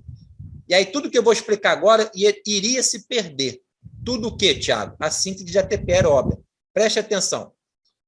O próton que foi bombeado da matriz mitocondrial para o espaço intermembranoso e só foi bombeado pela passagem dos elétrons na cadeia de transporte de elétron, só por isso, ali que está a força para o próton poder ser bombeado, esses prótons, gente, começam a acumular. E ele não tem para onde sair. Ele não tem acesso ao citosol e ele só tem um caminho, a priori, um caminho para voltar para a matriz mitocondrial, é o que ele quer fazer. Voltar para a matriz mitocondrial, para poder equilibrar sua concentração. O único caminho, gente, é o complexo 5, olha a seta lá. O único caminho para o próton que está no espaço intermembranoso voltar para a matriz mitocondrial é o complexo 5. Tiago, o que isso tem a ver com síntese de energia? Tem tudo a ver. Porque esse próton voltando pelo único caminho, que é o complexo 5 é a enzima ATP sintase, que sintetiza ATP. É chamado força protomotora. Força protomotora. Não tem como entrar em detalhe aqui com vocês, mas a grosso modo é o seguinte, esse próton, ele induz uma mudança de conformação enzimática desta enzima ATP sintase, e ao mudar a conformação dessa enzima, ela é capaz de formar ATP a partir de quem? ADP e PI. ADP e PI está pequenininho, mas está lá. ADP e PI, duas moléculas que estão separadas, podem se associar formando ATP. Isso é fosforilação. O fosfato está fosforilando o ADP de forma oxidativa, porque depende do oxigênio. Toda a estrutura vai depender do oxigênio. Fosforilação oxidativa. Agora, para a enzima ATP sintase conseguir formar ATP a partir de ADP e PI, só consegue se o próton passar por ela. Só se o próton passar por ela. É a força protomotora. Quando o próton passa ali, o ATP é sintetizado. E o próton só vai passar ali porque ele está acumulado lá no espaço intermembranoso. E só está acumulado porque está tendo o transporte de elétron pela cadeia de transporte de elétron. Porque é exatamente esse elétron sendo transportado por ali que cria a energia potencial para esses citocromos bombearem próton da matriz mitocondrial para o espaço intermembranoso que começa a acumular. Tá? Então, isso é favorecido por N questões. E a síntese de energia começa a ser produzida. Esse copo de água está representando mais ou menos o que a gente consegue produzir de água por dia no nosso organismo. 300 ml. É o que nosso corpo produz todo dia. Então, não atende a nossa demanda fisiológica diária, tá? São 300 ml, mais ou menos, todo santo dia. Vamos prosseguir. Algumas coisas que eu já citei. Como o oxigênio chega ao complexo 4? Como que o oxigênio vai parar aqui? Sistema cardiorrespiratório, fluxo sanguíneo, hemácia, tem lá a hemoglobina lá dentro, carregada de oxigênio, passa para a célula, essa célula vai, por difusão, a priori por difusão, o oxigênio chega na matriz mitocondrial lá no complexo 4. É assim que ele chega lá. Qual é a função do oxigênio que respiramos no processo de síntese de ATP? Qual a função do oxigênio que respiramos no processo de síntese de ATP total? Né? O oxigênio está ali como aceptor final de elétron. Então, se, por exemplo, não tivesse o oxigênio ali, imagina comigo, gente, o oxigênio não está ali, você não está respirando, você está envenenado. Sabe veneno para rato? Veneno para rato inibe cadeia de transporte de elétron. Por isso que o rato morre. Ele morre sufocado, sem respirar. Vamos pensar fácil. O oxigênio não vai funcionar. Por mais que você ventile para o oxigênio, a cadeia está parada. Vamos supor que fosse no complexo 4. O chumbinho seja ali no complexo 4. Caramba, então o oxigênio não está funcionando. Beleza, já entendi. O oxigênio não está chegando, se chegou, não funciona. Toda a cadeia de transporte de elétron, gente, começa a ficar parada. Começa a parar. Tudo fica travado. Então, de uma maneira fácil aqui, imagina um engarrafamento. Tudo engarrafado. Cadeia de transporte de elétron engarrafou. O ciclo de Krebs, por tabela, vai parar também, vai engarrafar. Por que o ciclo de Krebs vai engarrafar? Vai parar. Por que ele não vai conseguir rodar direito? Porque o ciclo de Krebs ele tem como produto, um dos produtos, NADH e FADH2. E é uma batata quente, ele está cheio de elétron, ele tem que passar para alguém. Mas se esse alguém não está aceitando mais, que é a cadeia de transporte de elétron que parou por causa do veneno, se esse alguém não aceita mais, fica cheio de NADH e FADH2 na matriz mitocondrial. Aí o ciclo de Krebs para, porque o ciclo de Krebs ele não precisa de NADH e FADH2. O substrato dele, para ele funcionar, é NADH, é NAD. NAD e FAD. Não é NADH e FADH2, que isso já é o produto. O substrato, melhor dizendo, tá? O substrato do ciclo de Krebs é o NAD e o FAD. Quando ele produz o NADH e o FADH2, cheio de elétron, que é batata quente, ele tem que passar para a cadeia de transporte de elétron. Só que ela não está aceitando, porque o oxigênio não está mais aceitando. Estou envenenado. O oxigênio não está mais aceitando nada. A cadeia parou. Se a cadeia parou, níveis de NADH e FADH2 começam a subir na matriz mitocondrial. NADH e FADH2 começa a subir. E aí o ciclo de Krebs não tem como funcionar, porque a enzima do ciclo de Krebs precisa de NAD e FAD, não é de NADH e FADH2. Eu acho que ficou claro. Estou sendo repetitivo, porque eu sei talvez um conceito novo, uma matéria nova, estou tentando frisar. Mas fica claro ali. Então, a importância do oxigênio é essa. Se o oxigênio não está ali, toda a cadeia para. E se a cadeia para, o ciclo de Krebs para, a PDH, que é a piruvada desidrogenase, para, daqui a pouco o fluxo glicolítico todo para. Tudo entra em colapso, dominó. Então, o oxigênio tem que estar ali para aceitar esses elétrons, ele é reduzido em água e a cadeia vai funcionando, vai andando numa boa. Ok? Tudo isso que eu expliquei, ou seja, síntese de ATP na fosforilação oxidativa via aeróbia, tem um nome. Na verdade, não é que tem um nome. Isso foi proposto, é outro prêmio Nobel, se não me engano, é a teoria quimiosmótica de Mitchell. Então, esse é o pesquisador que descreveu essa teoria toda. Pegou todas as informações, a célula produz ATP de forma aeróbia, é dessa maneira, pelo meu modelo, que fala que os prótons são bombeados para o espaço intermembranoso, fica ali concentrado, depois volta pela ATP sintase e forma esse ATP. Tá? Essa é a respiração celular. Uma coisa que você pode ver na clínica, por exemplo, talvez mais com personal trainer, lá na academia, não sei se alguém já fez essa avaliação, é mensurar o VO2 máximo. VO2 máximo de alguém, a capacidade máxima, existe um aparelho, que é um ergospirômetro, você bota aqui na sua face, você consegue respirar durante a bicicleta, uma corrida, por exemplo, pode ser no laboratório, mas também pode ser outdoor, como você está vendo. né? Aí, com certeza, já é um aparelho mais sofisticado, mais caro, não é de tão fácil acesso, tá? Mas é um aparelho que você consegue mensurar quanto que aquela pessoa está consumindo de oxigênio. E olha o oxigênio aqui, ele está aqui. É esse oxigênio em última análise. É esse oxigênio que está sendo consumido, que está sendo mensurado. VO2 máximo, a capacidade máxima que o sistema cardiorrespiratório do Thiago tem de entregar aquele oxigênio para a célula, e a célula tem, além de captar, né, de metabolizar, de consumir, de reduzir em água.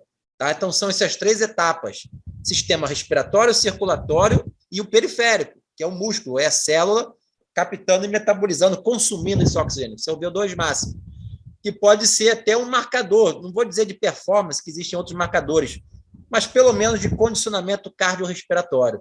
Atletas de endurance, por exemplo, têm um VO2 máximo muito maior do que um fisiculturista, por exemplo, né, pela especificidade do treinamento. Né? Tem um condicionamento cardiorrespiratório maior que entrega mais oxigênio para aquele músculo que consegue metabolizar, cheio de mitocôndria, por exemplo. Então, esse é o VO2 máximo, dá para mensurar em laboratório ou até em campo. Até para doença também, tem algumas doenças, doença pulmonar crônica. O VO2 máximo do sujeito está lá embaixo. Está lá embaixo, coitado. Ele não consegue utilizar esse oxigênio de forma adequada. Outra pergunta, tentando trazer aqui para a prática: qual a relação de tudo que eu expliquei, que é esse consumo de oxigênio, VO2, respiração celular, qual é a relação disso com o gasto energético? Gasto de energia, que a nutrição esportiva utiliza tanto para calcular as coisas, né? Qual é o gasto energético de uma corrida, de uma maratona? Qual é o gasto energético num boxe de crossfit, você conseguisse mensurar o consumo de oxigênio dele? Gasto energético de um atleta de futebol. Como que eu calculo isso? Como que eu estimo, né? Pelo menos uma estimativa. Olha, se você souber estimar quanto de oxigênio ele consumiu naquela atividade, eu te estimo qual é o gasto calórico dele. Sabe por quê? Pelo seguinte: porque para cada litro de oxigênio consumido,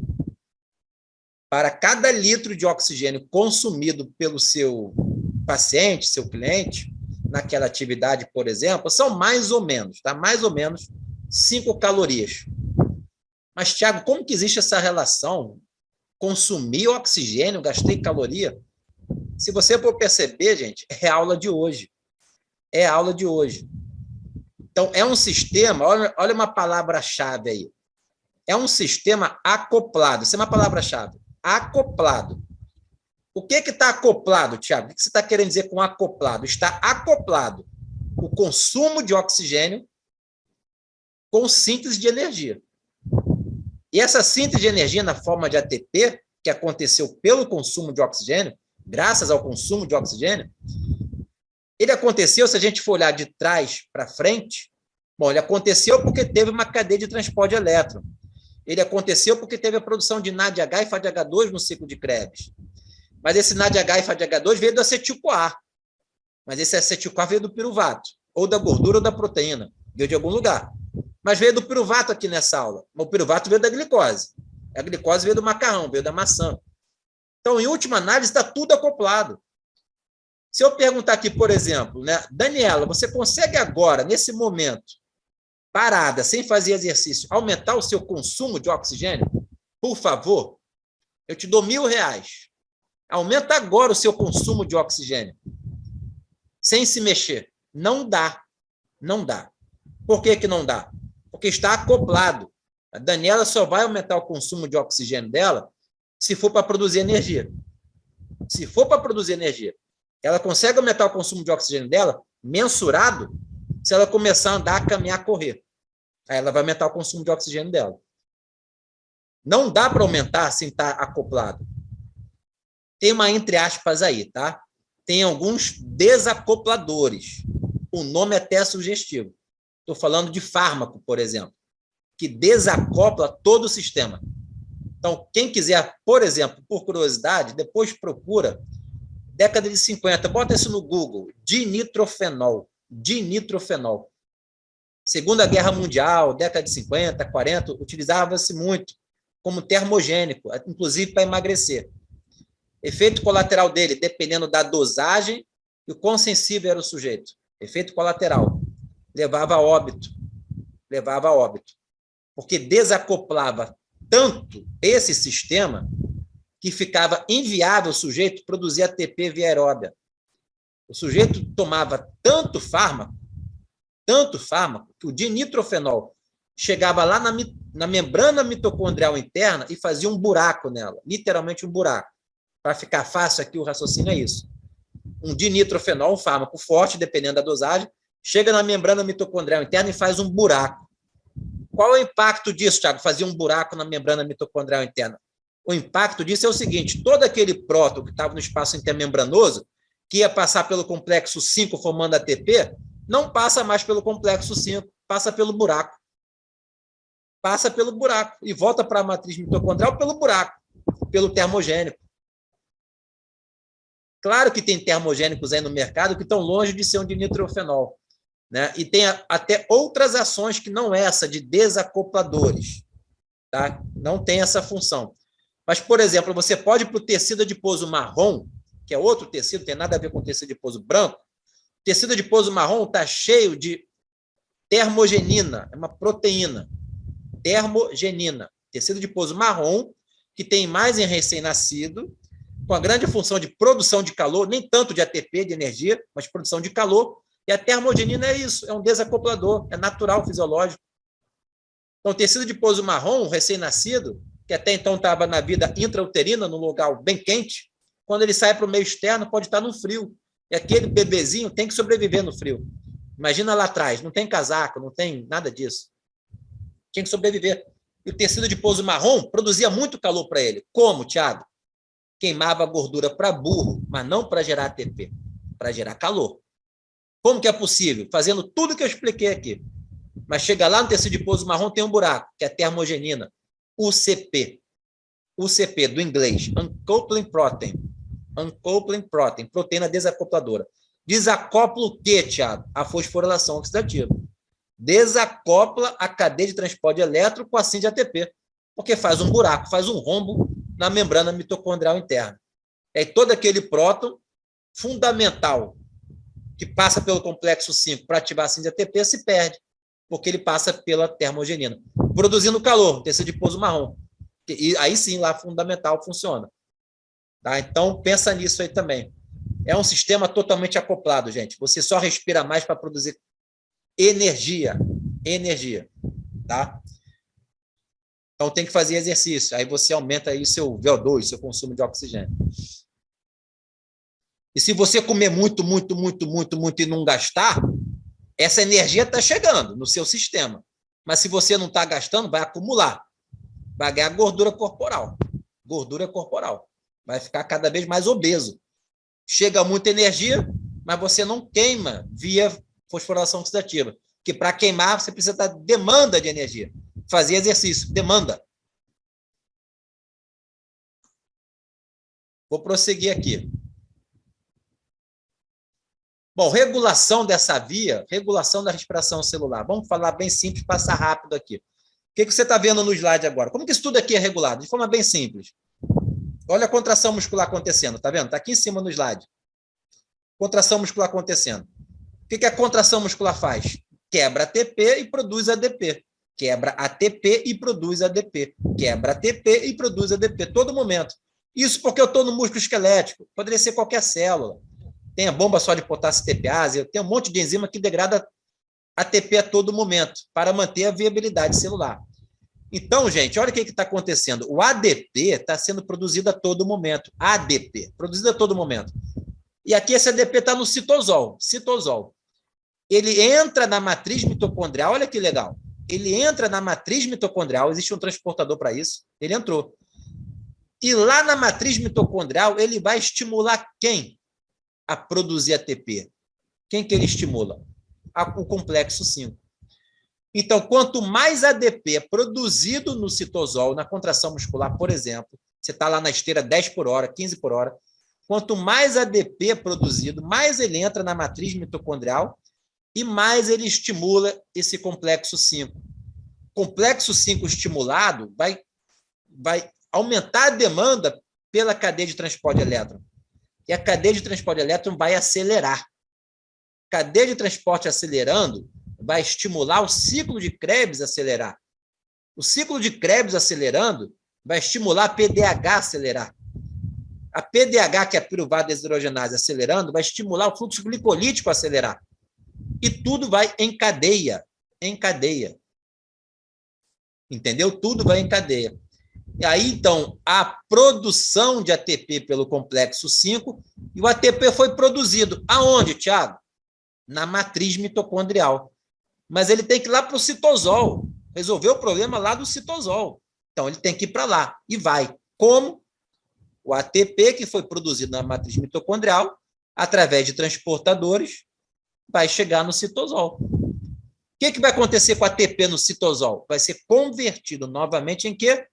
ADP, que vai entrar na mitocôndria e vai, de novo, ser fosforilado, formando ATP, que vai para o citosol, que vai ser degradado em ADP, que volta para a mitocôndria, que forma ATP de novo, e fica nesse ciclo. Se o exercício for muito, muito intenso, esse sistema aeróbio não dá conta. Isso você já sabe. Quem vai ter que formar o ATP nessas condições cada vez mais? Está aqui, é o fluxo glicolítico. Cada vez mais. Se for muito pesado mesmo, vai ter que entrar a creatina. Você tem os 3 sistemas para brincar. Mas você é um ser aeróbio. O aeróbio sempre está lá. Por mais que seja intenso, se você botar um ergospirômetro aqui, ó, você está consumindo oxigênio. Você pode ter certeza. E muito. Mais do que o basal. O exercício é anaeróbio. Estou consumindo mais oxigênio do que o basal, do que dormindo. Mas muito mais. Inclusive, o gasto calórico está lá em cima. Para cada litro de oxigênio, 5 calorias. Vamos pular, vamos lá. Então é isso, gente. A regulação da respiração celular é pela demanda de energia. Você pode ver aqui no seu lado esquerdo o ciclo de Krebs rodando. Ó. Tudo que para o ciclo de Krebs, ATP, ó. ATP parou. Estou cheio de NADH. Não preciso, NADH. Estou cheio, estou lotado. Não preciso formar mais. Estou cheio de ATP, de energia. Parado. E o que estimula o ciclo de Krebs andar, a cadeia de transporte de elétron andar? É o cálcio, veio da contração muscular, é o ADP alto pra caramba, o ADP, olha. Estou produzindo muito ADP, cara. Se eu tampona isso, tem que produzir mais ATP. Porque o ADP está subindo muito. É sinal que o ATP está querendo cair, né? Então vamos produzir. Acho que isso ficou claro. Tá? Então é a carga energética que manda. E eu não consigo aumentar meu ciclo de Krebs se não for fazer exercício. A não ser se for por desacopladores.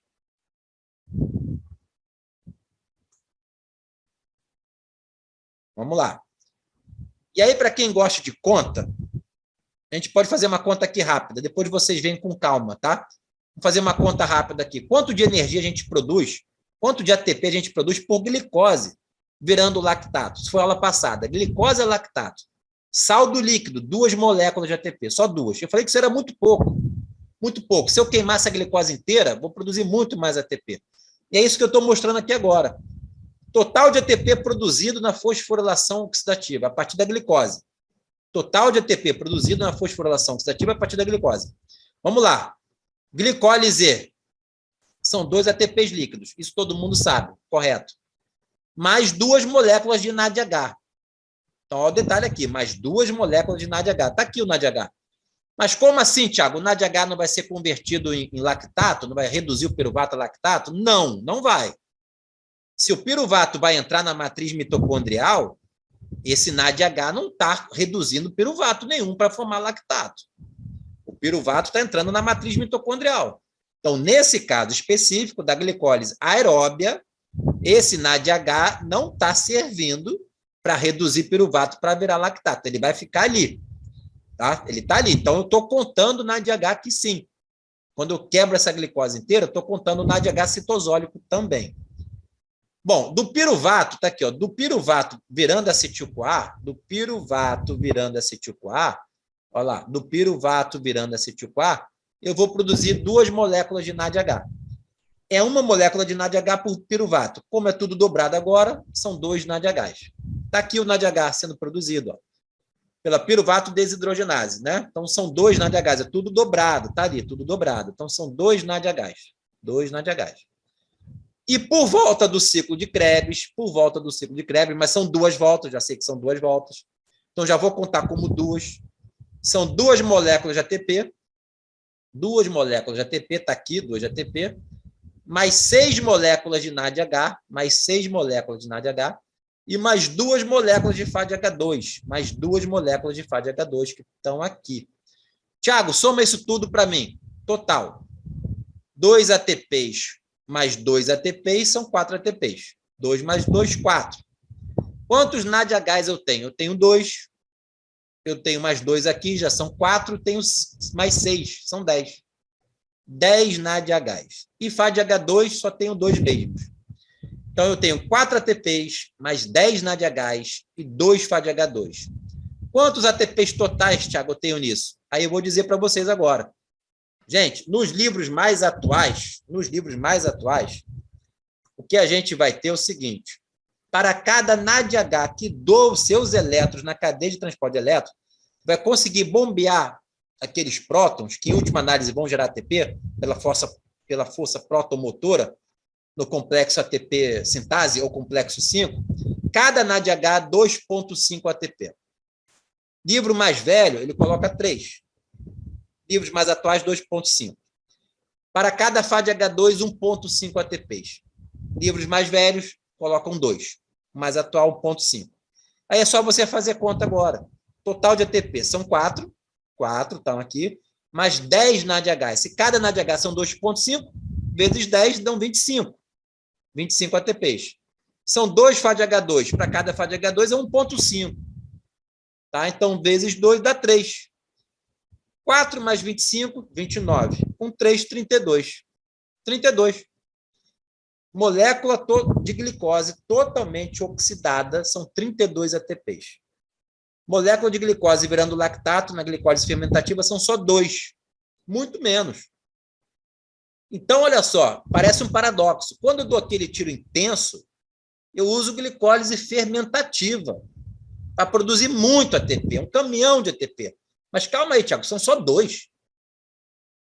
Você me falou que quando eu dou tiro intenso, eu tenho que usar glicólise fermentativa ou glicogenólise, né? Com certeza. Mas como se são só 2 contra 32 do outro? Não faz sentido. Porque você está vendo aí só a foto. Você não está vendo o filme. Você só está vendo a foto. Qual é a foto? Você pega a molécula de glicose, umazinha só, e degrada em lactato. São 2 ATPs, concordo. E aí você pega uma molécula de glicose e degrada totalmente na mitocôndria. Aí são 32, eu concordo.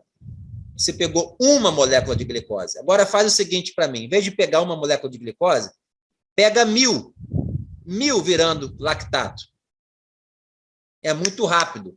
São só 10 reações enzimáticas, todas no citosol. Muito rápido. Pega 1000. Aí você já imaginou, pô, agora sim, formei um monte de ATP. No caso aqui, no meu exemplo, 2000. Né? 1000 vezes 2. 2000 moléculas de ATP. E para a fosforilação oxidativa, vou conseguir degradar 1000 moléculas de glicose no mesmo tempo que eu conseguiria formar glicose virando lactato? Não. Olha quanta reação tem que acontecer. É mais lento.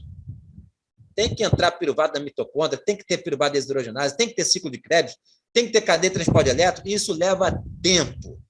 Isso é a tal da potência. Potência de síntese de ATP. Então, você não pode olhar a via metabólica nua e crua.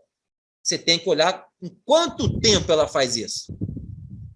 Então, produção de energia pelo tempo. Aí você tem a potência, que a gente já viu na aula passada. A potência de síntese de ATP da glicólise fermentativa é muito maior do que quando eu comparado a glicose virando CO2 e água pela fosforilação oxidativa. Então, a potência, não olha só uma única molécula. Uma única molécula vai enrolar a sua cabeça, que vai ficar 2 ATPs contra 32. Não faz sentido nenhum.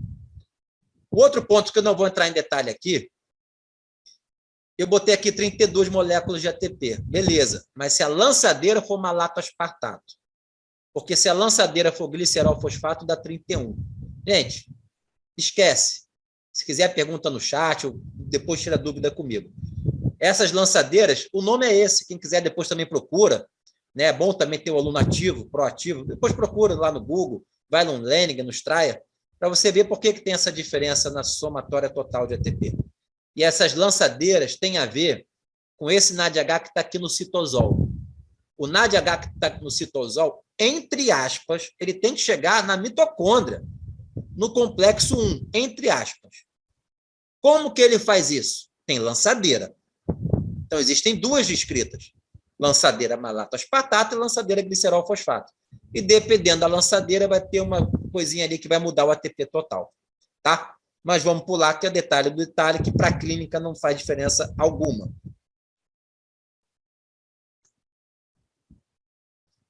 Bom, isso aqui a gente já tinha visto e explica a questão da potência da geração de ATP.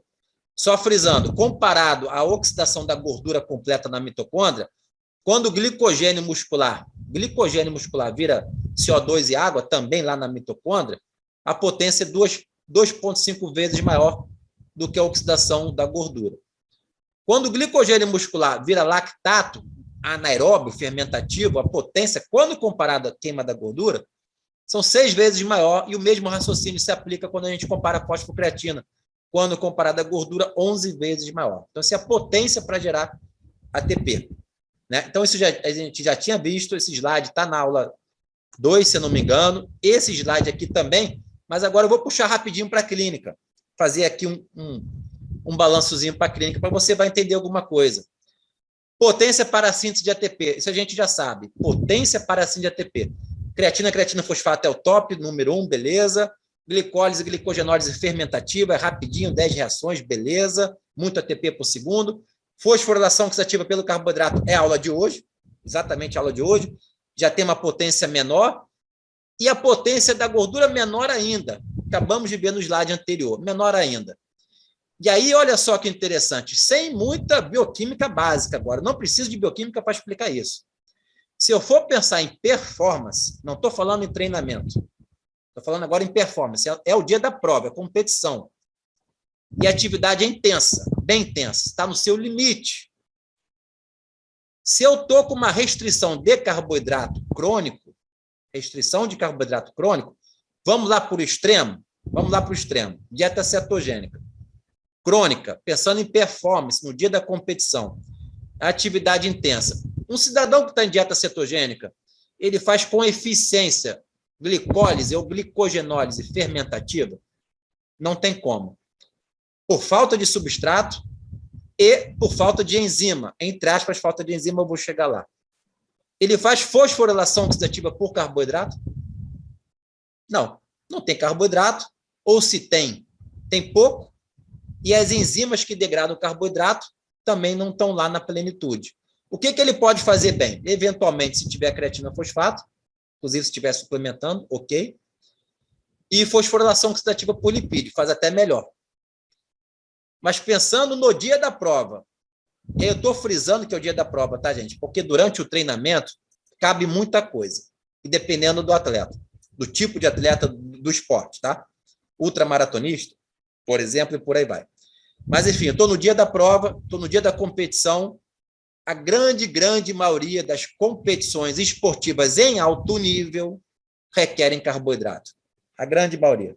Pensa uma aí, pensou? Essa precisa de carboidrato. Raras exceções. Bom, então, sem bioquímica aprofundada, se eu não tenho carboidrato, essas duas não andam. E olha que interessante também. Imagina você agora no consultório. Jussara já está no consultório, Daniela já está no consultório. Vocês, daqui a pouco, estão no consultório. Quem mais está nos ouvindo, pode nos ouvir aqui no canal do YouTube. Estão no consultório ou terão, né, futuramente estarão lá no consultório. Você não acha interessante explicar essas coisas? Consultório é local de explicar, de dar aula também. Eu vejo o consultório como local de dar aula. Você pode ter um computador, você pode ter uma TV lá ligada no seu computador para botar uma tela maior, sabe, uma TV maior. Cara, é você explicar para o seu cliente várias coisas que você pode explicar. Uma delas, por exemplo, poderia ser isso que vem na minha cabeça agora. Poderia ser uma suplementação. Olha, você precisa da B12, tá vendo essa rota metabólica aqui? Claro, explicar de uma forma fácil e lúdica.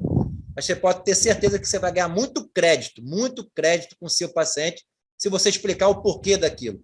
Personal trainer da mesma forma. Vamos fazer 3 séries de 10 leg press, depois a gente vai fazer com 1 minuto só de intervalo, a gente vai fazer isso e aquilo. Cara, você que está prescrevendo personal trainer, explica o porquê da metodologia. Por que são 3 de 10 e não 2 de 10? Por que é superset e não, sei lá, uma outra forma de metodologia que tem zilhões? Explica. E se você é capaz de explicar uma via metabólica complexa para alguém que não entende, eu estou assumindo que não entende, tá? Porque cada vez mais os seus clientes entendem mais das coisas. E quanto mais tempo você está na área, o seu custo vai subindo, porque você está ficando conhecido, né?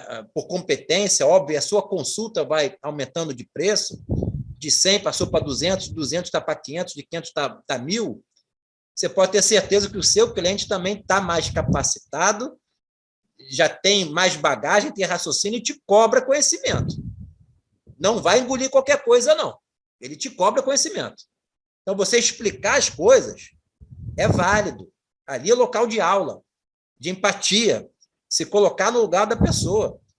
Não é só saber todas as fórmulas mágicas de suplementação esportiva, as recomendações. Recomendações é fácil, é só ler o PDF. Pega a recomendação que saiu mais atual, é só ler. Acabou. Vai aplicar. Aí que está o diferencial. Empatia, enfim, papo para outras aulas, mas eu acho válido você explicar algumas coisas importantes, porque o seu cliente chega também, por vezes, cheio de dúvida, porque leu dali, viu no Facebook, viu no Instagram, viu com um amigo, viu na academia, é muita informação para tudo que é lado. Informação, às vezes desinformação, que até a gente fica, às vezes, na dúvida, pô, será que funciona ou não? Eu também tenho que ir na literatura, ninguém sabe de tudo. Mas o seu cliente também vem com dúvida, ele quer a sua opinião. E você explicando, se você conseguir explicar, de novo, algo difícil, tornar fácil até para um leigo, assumindo que ele é leigo, caramba, é porque você sabe do tema. Então, aqui uma coisa boba, dieta cetogênica crônica, atividade intensa, não vai funcionar. Eu não preciso explicar bioquímica detalhada. Geração de energia, potência para gerar ATP, a dieta cetogênica vai usar corpos cetônicos, vai usar gordura. Isso não gera ATP rápido, não tem como. Então, quando a atividade é muito intensa, mas, Thiago, meu cliente é cetogênico e faz atividade intensa. Parabéns para ele, é exceção. Cara, é exceção. E provavelmente não está ali entre os cabeças top 1 da categoria. Provavelmente. Se for o caso a ser estudado. Porque pela literatura, né, dificilmente. Aí você vai ler Louis Burke, você vai ler Jack Drup, né, aí você vai ler vários outros profissionais aí que mandam na área, realmente, são os top aí do mundo. Você vai ler os artigos dele, comparando essas coisas, você vai ver que realmente a dieta cetogênica nessas condições é no mínimo questionável. Olha aqui a PDH numa dieta cetogênica. Isso já está mais do que descrito na literatura, uns 15, 20 anos pelo menos, que faz todo sentido. Para que uma célula muscular vai ficar produzindo enzima da glicólise ou da fosforilação oxidativa pela glicólise, a PDH, por exemplo, se não chega carboidrato para a célula? Só chega gordura, gordura, gordura, gordura. Ela vai ficar perdendo tempo e energia sintetizando a enzima da glicólise. Para quê? Fala para mim. Se não tem carboidrato lá, só chega gordura. Ela tem que formar beta-oxidação, enzima da beta-oxidação, enzima do ciclo de Krebs, beleza, mas da glicólise não dá, e nem da PDH. Então já está mais do que descrito que a piruvate desidrogenase morre, some do mapa numa dieta cetogênica. Mesmo que você introduza o carboidrato, ele não vai funcionar, está travado. Isso requer um tempo para a via voltar a andar. E quando a via voltar a andar na plenitude, porque você voltou, comeu carboidrato, as enzimas voltaram, você já saiu da cetogênica. Quando a via metabólica da glicólise voltar a andar, porque as enzimas voltaram a ser produzidas pela célula, que ela está enxergando que glicose voltou, é porque você já não está mais cetogênico. Se você tiver cetogênico, a via parou. Parou, você entendeu, né? Diminuiu. Nunca para, não zera. Tá? Então, são dois mundos, vamos botar assim, diferentes, né?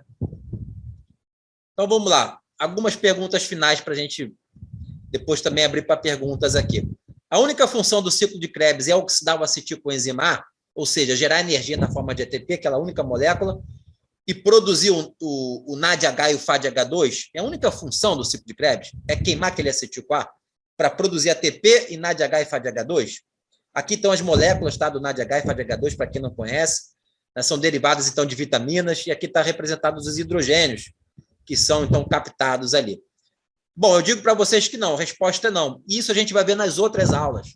Está aqui um mapa metabólico, por exemplo, de cataplerose. Cataplerose. Quem nunca escutou esse termo é o seguinte: cataplerose é você retirar intermediário do ciclo de Krebs. Retirar intermediário do ciclo de Krebs. Onde está o ciclo de Krebs aqui, Thiago? É o vermelho. O ciclo de Krebs é o vermelho. E você está vendo várias setas retirando intermediários do ciclo de Krebs. Para fazer o quê? Por exemplo, para fazer aminoácido não essencial que você produz. Está em verde. Aminoácido não essencial, ou seja, que você produz a partir de intermediário do ciclo de Krebs. Para fazer, por exemplo, Thiago, colesterol, que você produz todo dia. Colesterol sai de intermediário do ciclo de Krebs, se você não sabe. Sai lá do citrato. Do citrato também sai, se você não sabe, forma ácido graxo, forma triacilglicerol, forma esfingolipídio para estar lá no seu neurônio, forma eicosanoide para estar no processo inflamatório. Se você não sabe, acetil-CoA forma corpos cetônicos em outro momento metabólico. Aulas futuras. Isso é cataplerose. Você tira intermediário do ciclo de Krebs para fazer as coisas. Então, talvez a principal função realmente seja gerar acetil-CoA. Talvez. Oxidar o acetil-CoA para gerar ATP e tal. Mas existem outras possibilidades. Outras possibilidades. Uma outra pergunta, normalmente na clínica, está em livro-texto, Fisiologia do Exercício. Não sei se vocês já escutaram. A gordura queima em uma chama de carboidrato. Alguém já escutou isso? A gordura queima em uma chama de carboidrato. Bom, eu já escuto isso tem uns 30 anos. Isso é uma meia-verdade. Né? Se eu fosse botar, é verdade ou não? Não, não é verdade. Se eu só pudesse ter essas duas opções, é sim ou não? Então é não. Isso não é verdade. Gordura não queima em uma chama exclusiva de carboidrato. Mas como assim, Thiago? Aí você olha esse slide aqui que também não vou explorar muito. Agora eu estou falando de anaplerose, é o contrário da cataplerose. Cataplerose eu tiro intermediário do ciclo de Krebs. Na anaplerose eu coloco o intermediário no ciclo de Krebs. Então, por exemplo, quando eu não tenho carboidrato, dieta cetogênica, vamos tirar todo o carboidrato, zerar, zerar, zerar. Não tenho carboidrato, não tenho glicólise, não tenho glicogenólise, não tenho piruvato sendo formado, não tenho acetil-CoA sendo formado pelo piruvato.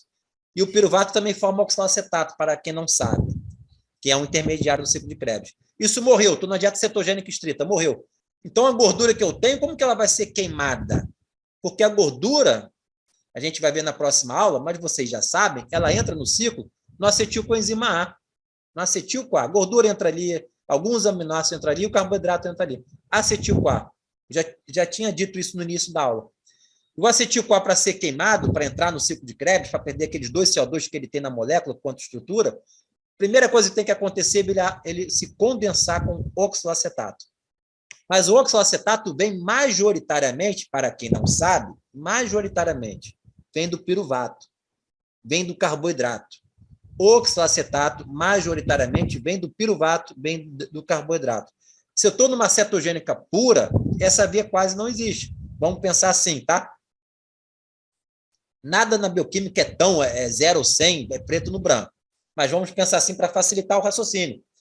E aí não queimaria mais gordura, porque não tem mais o oxalacetato? Claro que não. Você vai queimar numa chama de proteína. Pronto, pode ser. Vamos queimar numa chama de proteína. Porque a proteína, sendo degradada, gera aminoácido. E alguns aminoácidos podem entrar no ciclo de Krebs na forma de alfa-cetoglutarato, na forma de succinil-CoA, na forma de fumarato, ou na forma do oxalacetato. E aqui tanto faz, gente. Se você entrou em qualquer ponto aqui, tanto faz. Por que tanto faz? Porque isso é um ciclo. Se eu virei alfa-cetoglutarato, eu vou virar qualquer um. Se eu entrei como succinil-CoA, eu vou virar qualquer um, porque esse é um ciclo que regenera oxalacetato. Então, não interessa o ponto que eu entrei. É um ciclo. Tudo é igual, acaba sendo igual. Então, essa gordura, ela pode, vamos falar aqui, que ela pode queimar numa chama de proteína também. O carro-chefe, de fato, é queimar numa chama de carboidrato, porque o oxalacetato, que vai se condensar com acetil-CoA oriundo da gordura, veio do carboidrato, mas pode ser, sim, da proteína também, tá? Até numa dieta cetogênica, de repente, você aumentar um pouquinho a proteína da dieta, vai bem. Até para bancar um pouco disso, bancar uma gliconeogênese eventual, para produzir uma glicose, mas se aumentar muito a proteína, também vai deixar de ser cetogênica, porque a proteína estimula a insulina não vai induzir, não vai deixar induzir tanto assim a cetose, né? Para uma dieta ser cetogênica, rotular dessa forma, eu tenho que produzir corpos cetônicos. E com uma insulina alta, isso não vai ser possível. E uma proteína alta, provavelmente isso não vai acontecer. Cetogênica clássica, 80% de lipídio.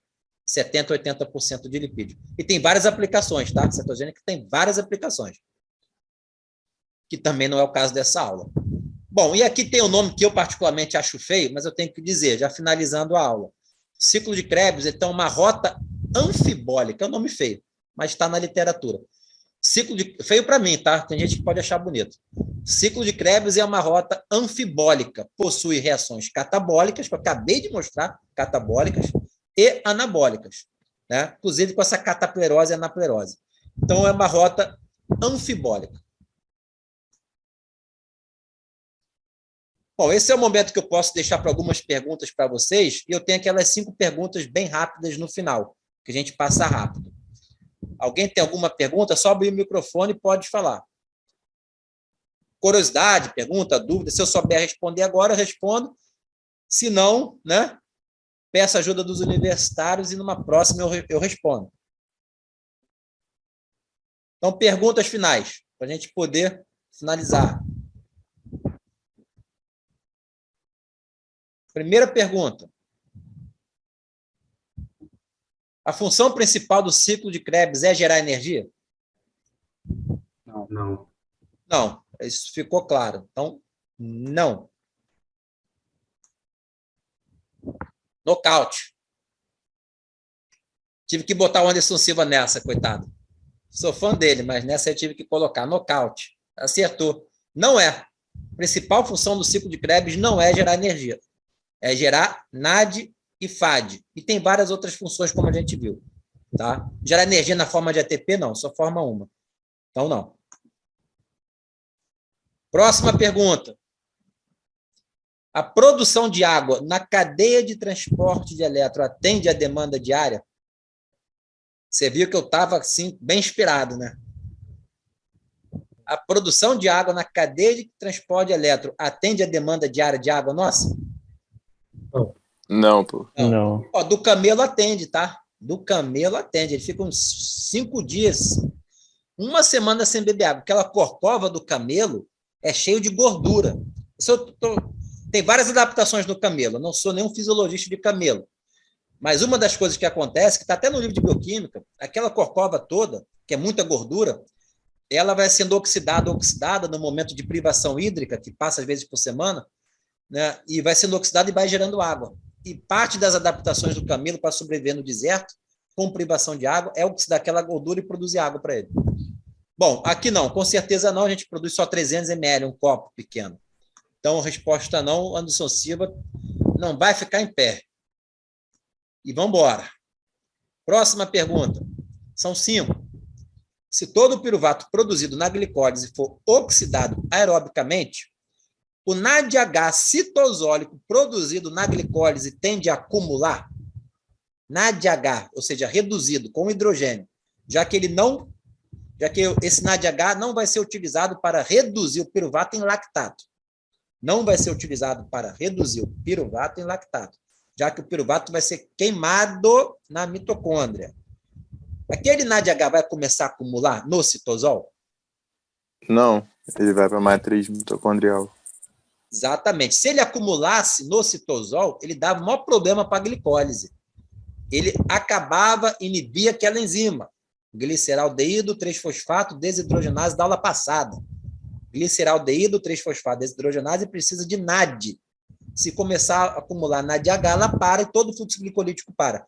Então, perfeito. Não, ele vai lá para a lançadeira, que eu não vou explorar aqui, porque realmente ficaria pesado. Mas dá uma olhada na lançadeira, malato aspartato, glicerol fosfato. Então, essa foi a pergunta. Se o piruvato for oxidado na mitocôndria, o NADH citosólico acumula, que seria a seta amarela? Não, não vai acumular. Tá? Então, ele vai lá ser lançado pelas lançadeiras. Próxima pergunta. Pergunta 4. A conversão do citrato, isso é ciclo de Krebs, a conversão do citrato em isocitrato é dependente de ferro? Isso eu não dei nenhuma dica na aula. Não falei disso. A conversão do citrato em isocitrato, que é a segunda reação do ciclo de Krebs. A primeira é a própria síntese do citrato pela citrato sintase, a partir da condensação do acetil-CoA e oxalacetato. Essa é a segunda. A conversão do citrato em isocitrato é dependente de ferro? Mineral ferro? Eu acho que sim. Acertou. Sim. A conversão do citrato em isocitrato pela enzima conitase, olha a enzima aqui, a conitase, ela tem ferro na estrutura, tá? Ela tem ferro na estrutura. Então, eu nunca vi, agora eu vou chutar aqui, tá, gente? Eu nunca vi. Mas imagina uma anemia por privação de ferro, bem braba, braba mesmo. Talvez até a atividade enzimática da conitase fique prejudicada, talvez. Eu não sei qual nível de ferro aqui isso estaria prejudicado. Imagina um maratonista, um triatleta, um ciclista de longa distância, que está com uma anemia ferropriva braba, a hemoglobina está lá no chão. Talvez até essa enzima fique prejudicada. Embora, lembrando aqui também, todos os citocromos, citocromo 1, do complexo 1, 2, 3 e 4, gente, os citocromos todos dependem de ferro. Todos os citocromos dependem de ferro. Olha a importância do ferro aí. Que ele é capaz de aceitar elétron e doar elétron. Aceitar elétron e doar elétron. Então, os teus citocromos têm ferro na estrutura. Tá? Então, você aqui acertou, tem ferro. Então, gerar energia não só precisa de vitamina, não. Mineral também. Tá? Magnésio, com certeza. Todo ATP está acoplado a magnésio. Pensou em ATP? Magnésio. É ATP magnésio. Sempre. Se fosse não, só para você ver aqui, você estaria sendo bloqueado. O teu soco estaria sendo bloqueado. Tá? O teu direto, né, estaria sendo bloqueado. Estaria resposta errada. E a última pergunta. O complexo 3 é dependente de cobre? O complexo 3 da cadeia de transporte de elétron é dependente de cobre? Sim ou não? Vou chutar que sim. Sim? Vamos lá. Errado. Direto bloqueado, errado. Olha aqui a tabela do Lehninger. Isso aqui é o complexo 1, complexo 2, ó, a coenzima Q aqui, ó, transportando os elétrons para o complexo 3, e o complexo 4 aqui, tá? Onde você tem até o citocromo C. Tá? Você pode ver que aquela reação do ciclo de Krebs, succinato virando fumarato, ó, succinato virando fumarato, está entregando aqueles elétrons do FAD-H2 no complexo 2. Né? O FAD aqui, no caso, é um grupo prostético, está enraizado ali, o FAD no próprio complexo, não sai dali, ele não é solúvel, é um grupo prostético que chama, e o NADH aqui sendo doado para o complexo 1. O NADH, então, como uma coenzima, sendo solúvel. O FADH aqui não é solúvel, ele é um grupo prostético, está enraizado no complexo 2. Já o NAD é solúvel, é uma coenzima. Mas eu quero chamar a atenção aqui, ó. Olha o complexo 1, complexo 2, o 3 e o 4. E aqui os grupos prostéticos, ó. Tem ferro, tem ferro, tem ferro, e o complexo 4 tem cobre. Cobre. O complexo 4 tem cobre para funcionar.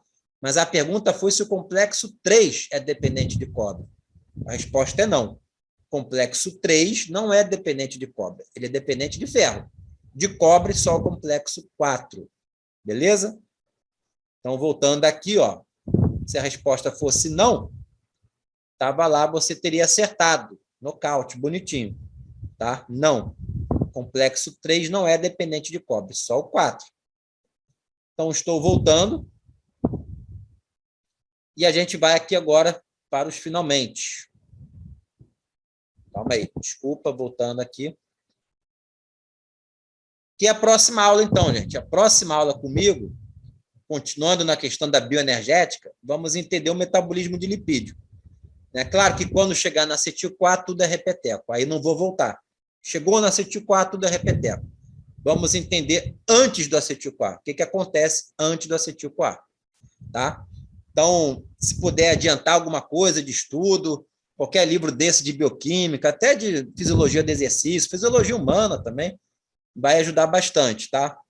Então, a degradação lá do triacilglicerol no tecido adiposo até gerar energia na forma de ATP, pela fosforilação oxidativa, chegando na acetil-CoA na mitocôndria, é tudo igual. Tudo bem? Sem problemas? Então, essa é mais uma aula aí da Bioquímica Mesa. Espero que tenha contemplado o conteúdo, tentando passar dessa forma fácil, lúdica. Estourei um pouco o tempo, mas é porque realmente o conteúdo é meio denso, né? Então, aguardo todos vocês que estão assistindo, graduandos, estudantes, profissionais aí da área da saúde, né? Podem comentar, curtir, compartilha para que essa mensagem chegue para todo mundo, né? Quanto mais pessoa puder chegar, realmente melhor, e também vai fortalecendo cada vez mais, incentivando aqui o nosso trabalho.